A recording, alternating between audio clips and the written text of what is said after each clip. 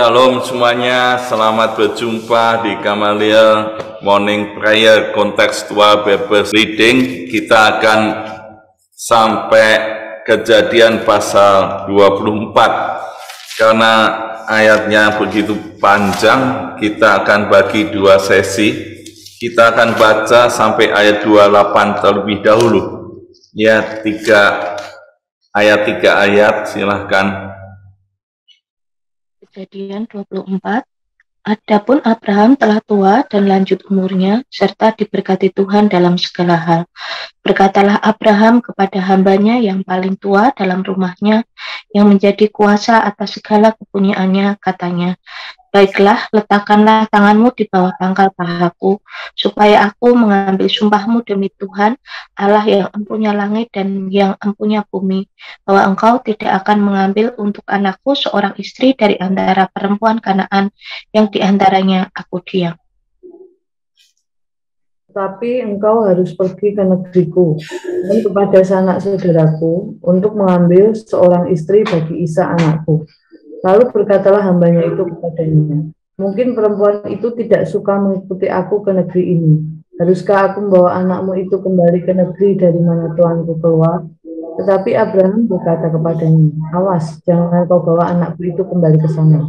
Tuhan Allah yang empunya langit, yang telah mengambil aku dari rumah ayahku, serta dari negeri sanak saudaraku, dan yang telah berfirman kepadaku, serta yang bersumpah kepadaku demikian, kepada keturunan mula akan kuberikan negeri ini. Dialah juga akan mengutus malaikatnya berjalan di depanmu, sehingga engkau dapat mengambil seorang istri dari sana untuk anakku. Tapi jika perempuan itu tidak mau mengikuti engkau, maka lepaslah engkau dari sumpahmu kepadaku ini. Hanya saja, janganlah anakku itu kau bawa kembali ke sana." Lalu hamba itu meletakkan tangannya di bawah pangkal paha Abraham tuannya, dan bersumpah kepadanya tentang hal itu. Kemudian hamba itu mengambil 10 ekor dari unta tuannya dan pergi dengan membawa berbagai-bagai barang berharga kepunyaan tuannya. Demikianlah ia berangkat menuju Aram, Mesopotamia, ke kota Nahor.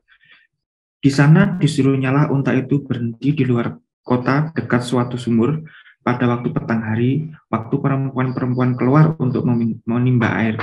Lalu berkatalah ia, "Tuhan, Allah Tuanku Abraham, buatlah kiranya tercapai tujuanku pada hari ini. Tunjukkanlah kasih setiamu kepada Tuanku Abraham." Di sini aku berdiri di dekat mata air, dan anak-anak perempuan penduduk kota ini datang keluar untuk menimba air. Kiranya terjadilah begini. Anak gadis kepada siapa aku berkata, "Tolong miringkan buyungmu itu, supaya aku minum." Dan yang menjawab, "Minumlah, dan unta-untamu juga akan kuberi minum." Dialah kiranya yang kau tentukan bagi hambamu Ishak. Maka dengan begitu akan ku ketahui bahwa engkau telah menunjukkan kasih setiamu kepada tuanku itu. Sebelum ia selesai berkata, maka datanglah Ribka, yang lahir bagi Betuel anak laki-laki Milka, istri Nahor, saudara Abraham. Buyungnya dibawanya di atas bahunya. Anak gadis itu sangat cantik. Parasnya, seorang perawan belum pernah bersetubuh dengan laki-laki. Ia turun ke mata air itu dan mengisi buyungnya lalu kembali naik. Kemudian berlarilah hamba itu mendapatkannya serta berkata, "Tolong beri aku minum air sedikit dari buyungmu itu." Jawabnya, "Minumlah Tuan." Maka segeralah diturunkannya buyungnya itu ke tangannya, serta diberinya dia minum.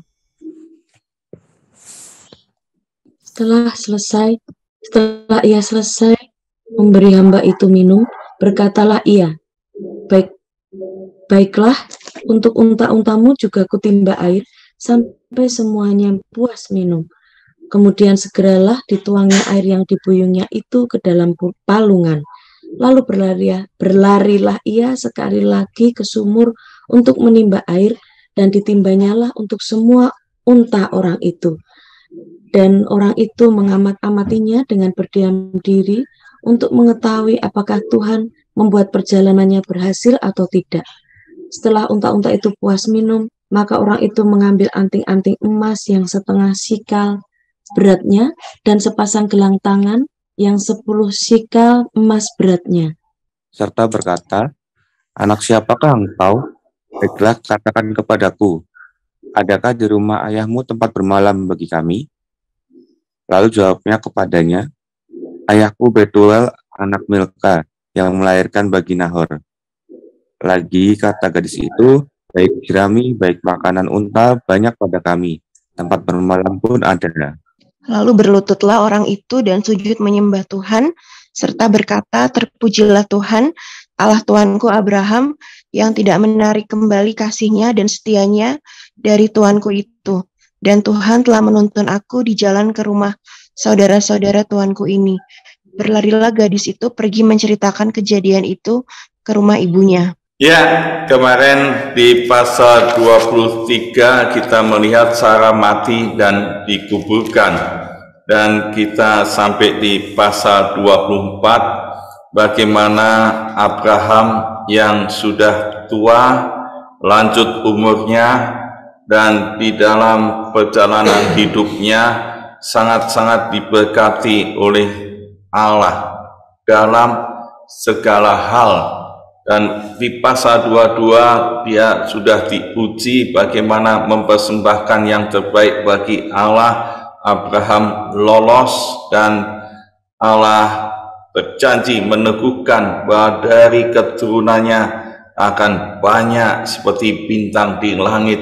Dan ini janji Allah yang terus dipegang oleh Abraham, dan sekarang pada lanjut umur sudah tua, pasti seorang bapak akan memikirkan bagaimana keturunan itu bisa tergenapi, bagaimana dari Abraham sampai anak cucunya dan begitu banyak seperti yang dijanjikan oleh Allah akan tergenapi. Berarti secara empiris, secara praktis, Abraham perlu menyiapkan dan mendapatkan Ishak istri. Dari itu yang memungkinkan secara normal keturunan itu akan terjadi karena ahli warisnya adalah Ishak.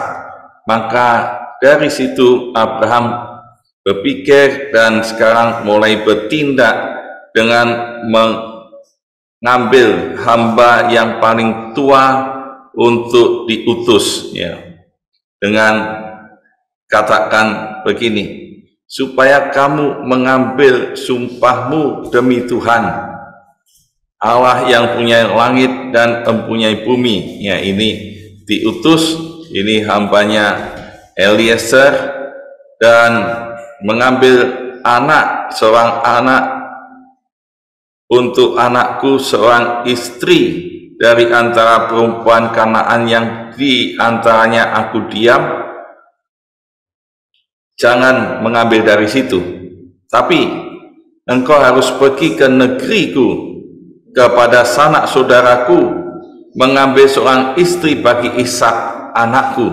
Dan ini yang diperintahkan Abraham kepada Eliezer. Jadi ada kriteria yang diberikan untuk memilih seorang istri bagi Ishak. Yang pertama, ya, jangan mengambil seorang istri dari perempuan Kanaan, tapi ambil dari sanak saudaraku seorang istri bagi Ishak. Dan kita melihat bahwa sebelum disumpah Abraham menegaskan kembali, karena kalau tidak mendapatkan, bagaimana menurut Eliezer? Apakah ini Ishak dibawa kembali ke negeri dari mana tuanku keluar? Abraham dengan tegas katakan, awas, jangan kau membawa anakku kembali ke sana, di ayat 6. Dan ditegaskan kembali di ayat 8. Katakan, tetapi jika perempuan itu tidak mau mengikut engkau, maka lepaslah engkau dari sumpahmu kepadaku itu. Hanya saja janganlah anakku itu kau bawa kembali ke sana. Dan ini yang ditegaskan oleh Abraham. Artinya Abraham tetap berpegang pada janji Tuhan dan apa yang diperintahkan Tuhan, yaitu keluar dari tanah yang ada padanya dan pergi ke satu negeri, yaitu negeri yang dijanjikan oleh Tuhan. Sampai anaknya pun kalau dibawa kembali tidak diizinkan. Dan ini menunjukkan iman Abraham, ketaatan Abraham memegang perintah Tuhan itu. Lalu apa yang harus diyakini oleh Abraham untuk memperoleh istri bagi Ishak ini?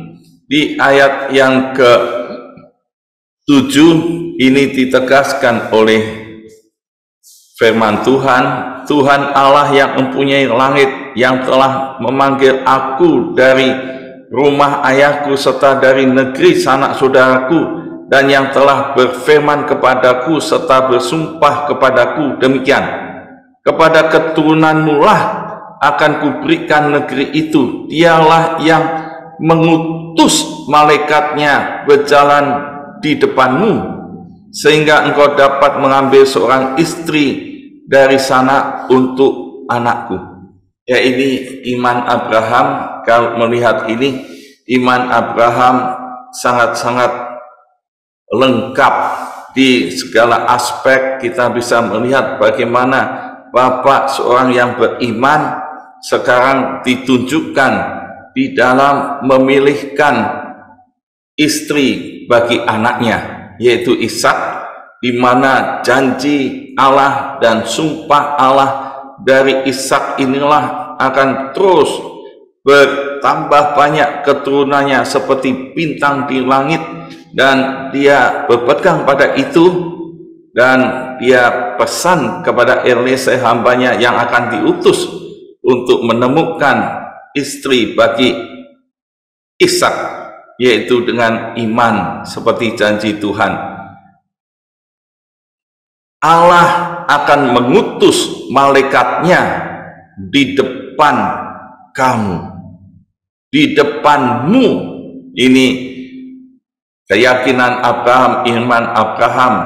Waktu Allah berjanji, dia menyatakan bahwa setiap langkah hidupnya akan ada malaikat di depannya, berarti dia akan menuntun. Dan itu disampaikan kembali kepada Eliezer hambanya, supaya di dalam mencari pasangan hidup ada pimpinan dari malaikat Tuhan. Ya, ini iman Abraham. Bagaimana kita sekarang memiliki iman? Apakah di dalam seluruh aspek hidup kita semuanya selalu beriman pada janji Tuhan? Apa yang dikatakan Tuhan kita tetap yakini sampai anak cucu kita, di dalam keluarga kita menemukan ya yang belum menikahkan anaknya bisa menemukan pasangan hidup bagi anak-anaknya yang sesuai kehendak Tuhan, yang dipimpin oleh Tuhan, yang mendapatkan satu pasangan hidup yang sesuai kehendaknya dan yang memiliki kriteria yang pas. Dan ini adalah iman dan ketaatan dari seorang bapak namanya Abraham.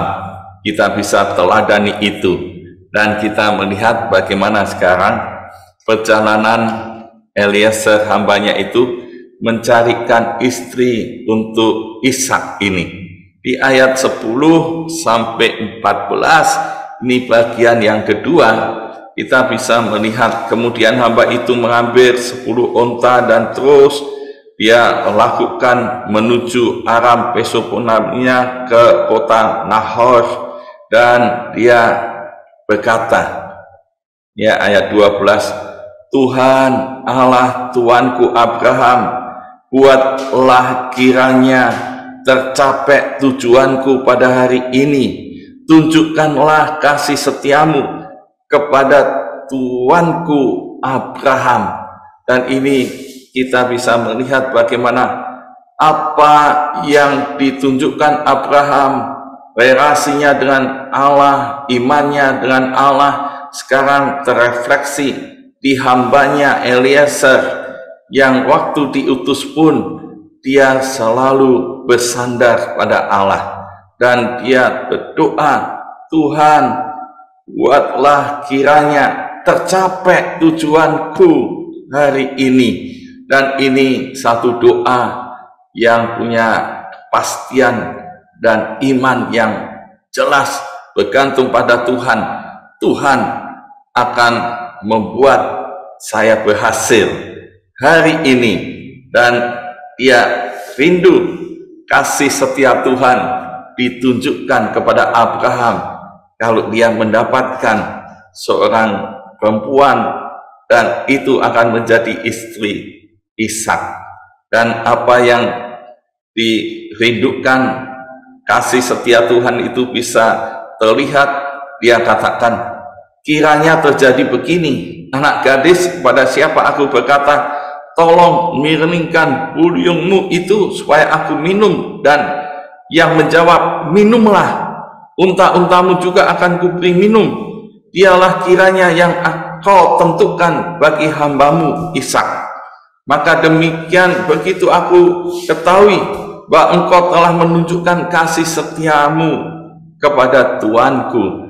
Jadi keyakinan Eliezer waktu itu, kalau menemukan gadis yang dia beri tanda ini, maka inilah pasti Allah mengasihi. Kasih setianya pada Abraham itu terbukti.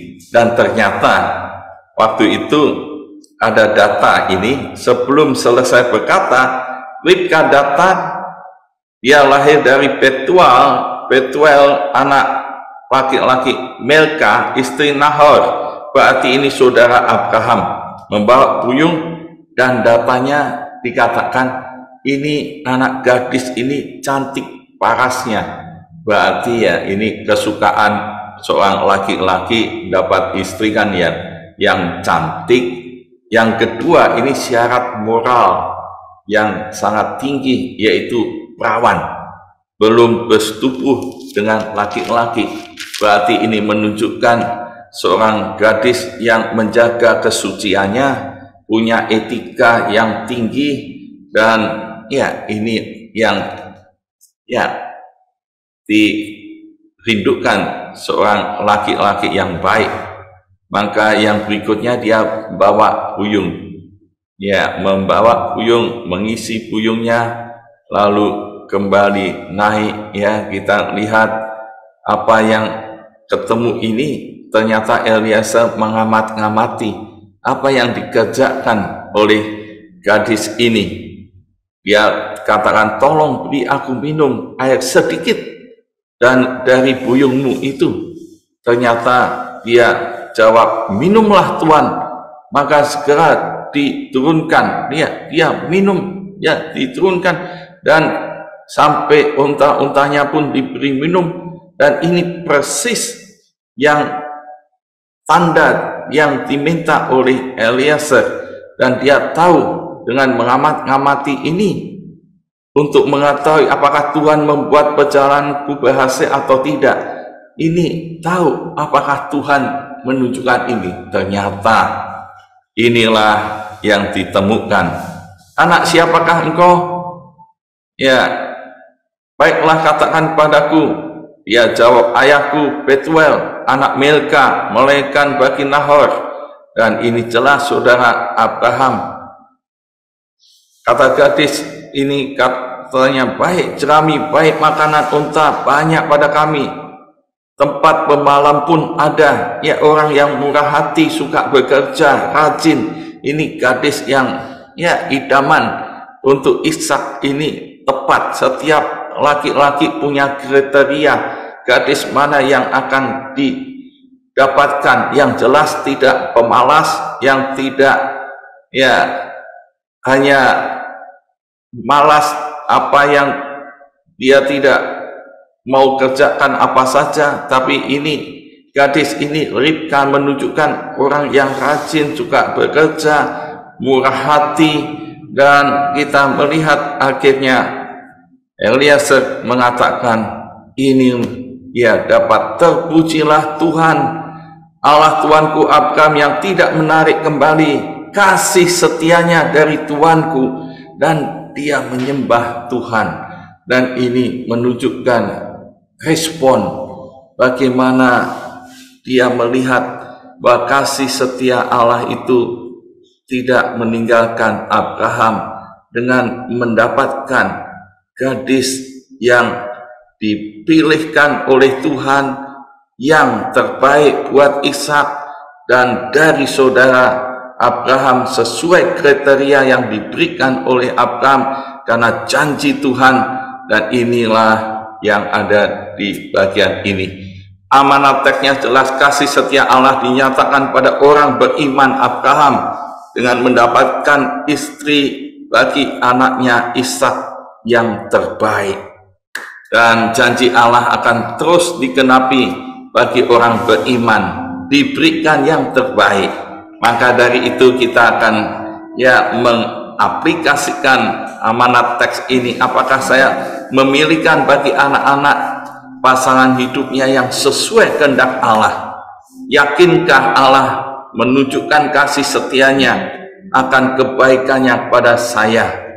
Dan kita melihat satu contoh ini yang bagus, kesaksian Abraham yang terrefleksi di hambanya Eliezer yang membuat orang lain pun beriman dan mengalami kasih setia Tuhan ada pada Abraham, ada pada saya, dan orang lain bisa melihat dan mengalami kasih setia Tuhan. Amin. Tuhan Yesus memberkati.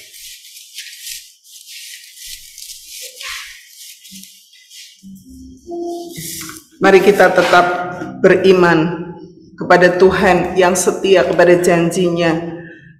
Kita akan pujikan bersamamu Bapa, Engkau ada bersama. Kita yakin dalam setiap musim hidup kita, Tuhan selalu menyertai asal kita percaya kepada Dia.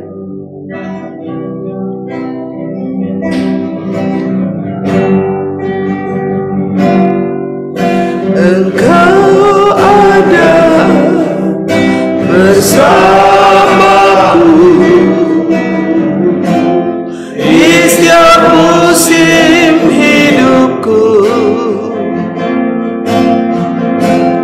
tak pernah kau biarkan ku